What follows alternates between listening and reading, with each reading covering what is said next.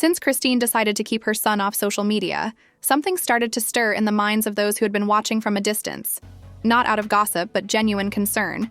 But the update stopped, the milestones didn't come, and gradually a quiet unease replaced the hopeful silence. "Who are you to speak on my child's condition? How he looks? How he sounds? You don't know him and you don't know God," she said, her voice sharp with conviction. Then, a live video appeared on X, and a doctor who saw it confirmed what many had started to worry about but were reluctant to acknowledge. Developmental delays were real, and the truth could no longer be ignored without focused and prompt intervention. The sobering possibility that Christine's son might never find his voice literally hung in the air like a storm cloud, but the tension only increased when Blueface's mother immediately entered the fray, pointed fingers at Christine, suggesting that her lack of parenting was the cause of her grandson's developmental delays. Her accusations didn't just stir things up, they completely turned a private struggle into a public spectacle. When Christine first brought her baby into the world, she did so with unadulterated joy, posting a live stream of his birth on Instagram and describing him as perfect in every way. However, as time went on, that picture of perfection started to feel more complicated. As viewers noticed that his head was unnaturally still, his eyes were not moving, and his cry was harsh, almost animalistic, and it sounded nothing like the soft wail of a newborn. Despite the growing concern, Christine remained firm, brushing off doubts and assuring everyone that her son was perfectly fine. However, a live stream came along that completely changed the tone while passionately defending her Blueface tattoo, while her son's incessant high-pitched screams reverberated in the background. The moment was unsettling and raw, breaking through the screen like static for many viewers, confirming what they had been afraid of all along. Something wasn't adding up. It wasn't just one unsettling moment, though. It was starting to look like a pattern. Then came another video that added to the mounting anxiety. Christine was feeding her 8-month-old son while holding a spoon to his face, but instead of the excited, for most infants, mealtime is a lively interaction that goes by like background noise. The video touched a nerve online, and worried followers flooded the comments, some of whom made a connection between the child's development and Christine's documented substance use. He only seemed to register the spoon when it was almost touching his lips. There was no spark, no movement, and no curiosity. These started pouring in, but Christine wasn't having it, was one of the incisive and straightforward remarks made during pregnancy that echoed the sentiment that many others were beginning to share. Chrisean Rock is in denial. Junior isn't hitting his milestones, he can't even hold up his head, he doesn't smile, and he doesn't coo. She retaliated, dismissing the worries as unfounded hatred and claiming that it was merely online trolls seeking to react to her. To many onlookers, it was just noise. As the public discourse grew, the narrative started to change. Some began speculating that perhaps the issue wasn't about Christine's choices during her pregnancy after all, but rather something genetic that no amount of planning or prevention could have prevented, and a growing chorus of voices worried that something important was being missed, and that the cost of denial could fall on an innocent child. Stopped. A new kind of empathy developed that was based on understanding and support rather than blame. Some resisted strongly, arguing that the developmental milestones that everyone kept bringing up were merely arbitrary markers meant to increase parental pride rather than gauge a child's true development. However, that argument quickly breaks down when it comes to scrutiny. Sure, it can be emotionally satisfying to watch your child reach a milestone, but it's not about boasting.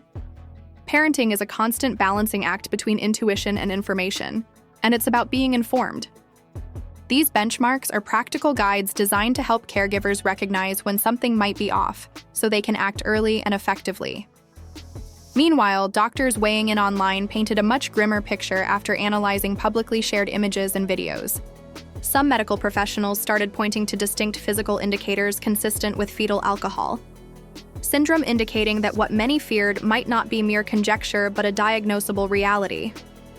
The discussion surrounding Chrisean Rock and her son has intensified, not out of cruelty, but rather out of unavoidable concern. Early on, when she gave birth to her son via Instagram Live, she referred to him as perfect. But as time went on, viewers noticed concerning signs. His head remained motionless, his hands didn't follow motion, and his cry was sharp and went white. Video of her feeding her 8-month-old turned up. It was piercing and sounded more like an animal's wail than a baby's comfort-seeking sob.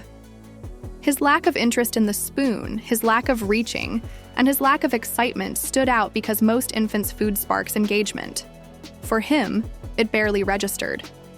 These moments occurred and people started making connections between the trier, small telltale features, narrow eyes with epicanthal folds, a flattened midface, large ears, and a noticeably small head, all of which resembled the physical symptoms of fetal alcohol syndrome.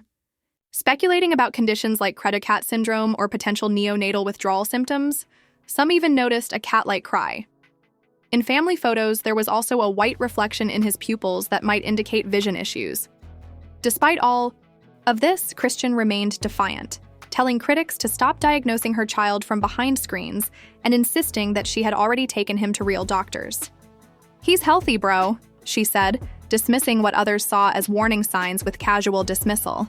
Chrisean had always been open, broadcasting every little moment from early morning cuddles to late-night bottle feedings, allowing followers to witness her becoming a mother in real time. But as the months went by, the silence surrounding medical updates and missed developmental milestones became deafening. For many, however, their concern didn't feel like boundary crossing. Rather, it felt like urgency, like a collective call for someone to truly see this child. Despite his own failings as a father, Blueface publicly accused Chrisean of neglect, specifically delaying a necessary hernia surgery for their son, claiming that the delay had nothing to do with medical advice and everything to do with her. There were no checkup videos, no footage of Junior babbling, crawling, or pointing, just gaps that spoke louder than the carefully staged moments when Blueface entered the fray. Priorities. Following his public humiliation, she promptly proceeded to share Junior's recovery with pride as if to change the conversation, but by that time, trust had already started to erode. As Junior's first birthday drew near, Chrisean posted a video of him trying to walk in an apparent attempt to demonstrate that he was growing normally. But it backfired because at almost a year old, he was still not walking on his own.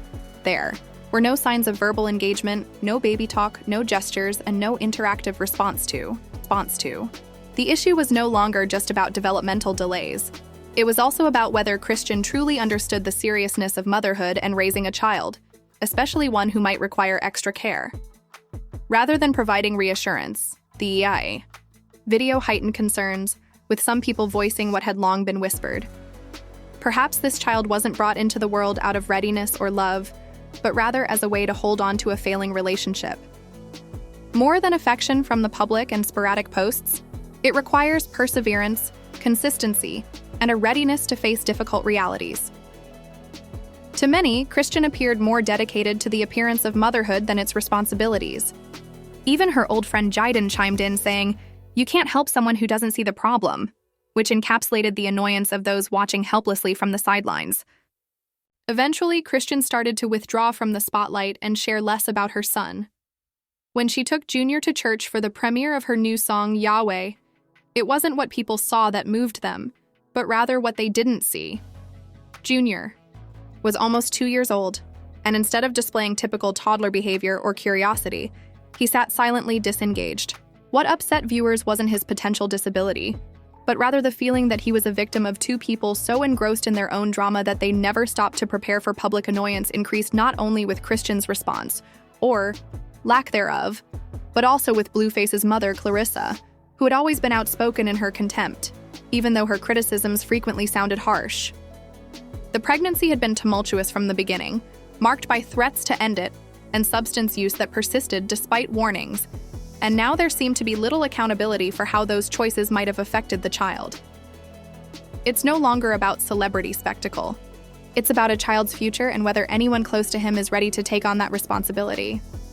She once confessed, through tears, that seeing her grandson for the first time devastated her. What started out as an online drama has grown into something heavier, a very real, very human situation involving a child who may need more care, attention, and protection than he's currently receiving. I couldn't even tell if he was looking at. Even though Clarissa's relationship with Chrisean is complicated, she made it clear that she loves all of her grandchildren no matter what obstacles they face. However, her honesty, unvarnished and aching, cut through the noise that has surrounded this story from the beginning. Beneath the headlines, beneath the drama, there's a child, just a little boy, caught in the middle of a life he didn't choose. Christian continues to present a carefree image, smiling for cameras, partying, and drinking as though nothing has consequences. But the cracks are beginning. To show that the public isn't demanding perfection, but rather is hoping for authenticity. A mother who is willing to face difficult truths, own her mistakes, and put her child first because this was never about perfection. Even those who once supported Chrisean are starting to recognize the terrible reality. The signs are too loud to ignore. The distant look, the unfamiliar cry, the lack of speech or emotional response, and people aren't being cruel by noticing that, just human, but they're worried, and rightfully so, because what's happening doesn't look like a child simply developing at their typical pace. At his own pace, it appears as though a child may be dealing with the fallout from choices made before he even breathed. And those aren't just conjectures. They're backed up by clear, indisputable evidence. Several clips, some of which were broadcast by the Zeus network itself, depict Christian smoking while pregnant and laughing nonchalantly on camera, as though he is oblivious to the potential consequences of that decision. These videos weren't secretly recorded or staged by critics. They were public, raw, and unfiltered, and now they serve as receipts in a conversation that has become harder to ignore. These aren't rumors spread in comment sections or unfounded rumors intended to discredit her. Rather, they are facts recorded in real time that are now coming to light as people attempt to figure out what might be causing her child's delayed development. When people start to voice concerns about possible developmental issues, they aren't doing so out of hate or malice. Rather, it's coming Christian's son is almost 20 months old, which is an age at which most toddlers are not only walking, but also forming words, pointing, laughing, and engaging with their environment in clear emotional ways. By this point, many children are able to communicate needs, wave goodbye, mimic adult behaviors, and show social awareness. But according to numerous accounts and publicly shared videos, Christians. Although it's true that children develop differently, there are well-established developmental benchmarks for a reason. They're not meant to embarrass parents, but rather to serve as tools for early detection. And when those milestones aren't met, it doesn't mean a child isn't developing normally. Son has shown very limited communication, no babbling, no attempts at speech, no obvious signs of social interaction, and still no independent walking. The most heartbreaking thing is the increasing perception that these warning signs are being ignored or minimized, and the more Christians remain silent or evasive, especially after once being so open. Ignoring those signs, or worse, dismissing them as internet hate, does a disservice not only to the child, but also to the millions of parents who depend on them to advocate for their children's health and future. People aren't looking for a perfect mother. They're looking for someone who can accept reality, take responsibility, and seek help when necessary. This situation isn't just about Christian's choices anymore. It's about a child who may be struggling in ways he can't express. And if those cries don't reach those quiet stares and those missed milestones, the more that silence reads as confirmation about every aspect of motherhood, the more it has sparked deeper concern. Remain unanswered, the repercussions could go well beyond social media, because the issue isn't one of image, but rather the future of a child. What's more difficult is the fact that Christians, who were once so willing to share every moment of motherhood on social media, now completely avoid the subject, and many people assume that she knows deep down that something is wrong, and that the comments hurt because they touch on a truth she hasn't been prepared to face. Instead of facing it, she uses ambiguous statements and relies largely on faith and superficial optimism.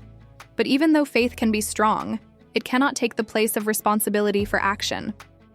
Hope without action is risky, particularly when a child's future is at risk.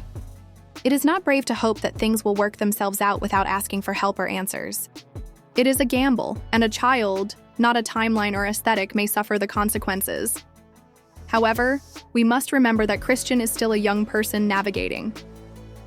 It's possible that she's paralyzed by the weight of what's happening, and no, that doesn't excuse inaction, but it does call for compassion alongside accountability. Motherhood isn't meant to be a performance.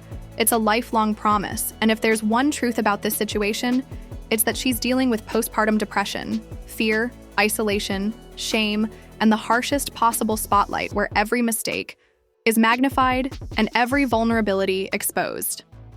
Makes it brutally obvious that a child needs a present mother who is willing to listen, learn, and lead with love, not a perfect one. particularly during the most difficult times.